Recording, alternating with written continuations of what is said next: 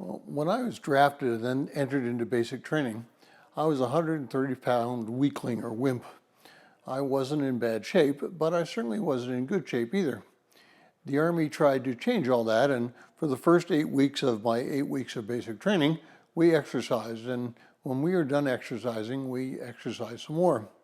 So when I left basic training, I was much more fit than I was when I first went in.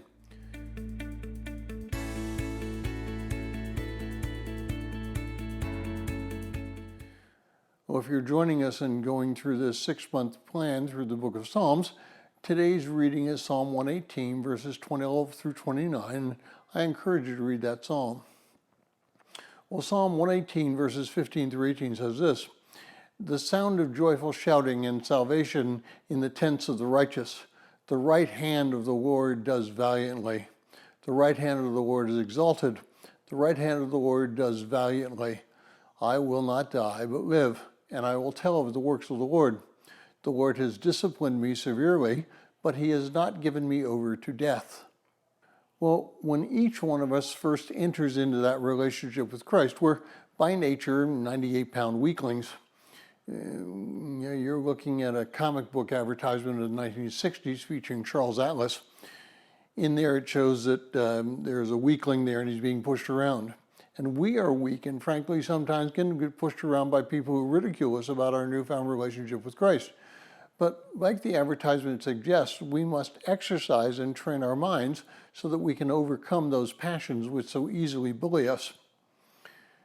Well, verse 18 of our reading today is very interesting in the fact that the Greek translation of the Hebrew, called the Septuagint, it was published in 220 BC, those words are discipline and severely are the same word. We could translate those words as disciplining. He continually disciplines me. This means then that it brings up an interesting point in our walk in the relationship with Christ.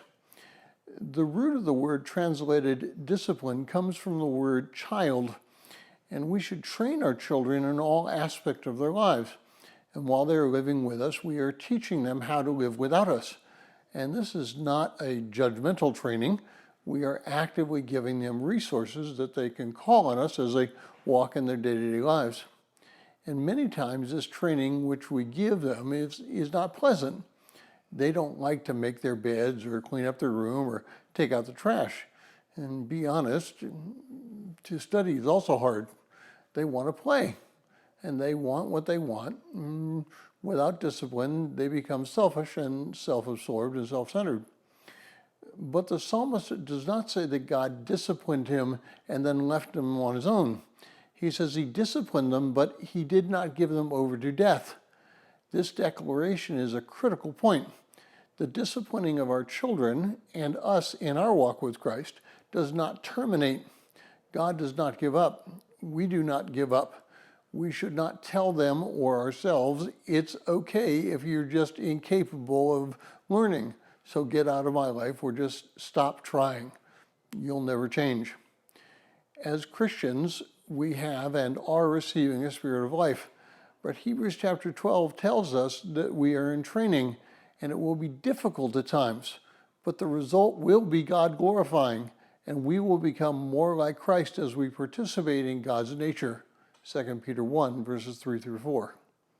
And if you would like a PDF copy of this entire reading plan, please send an email to phineasjacobus@runningtohim.net.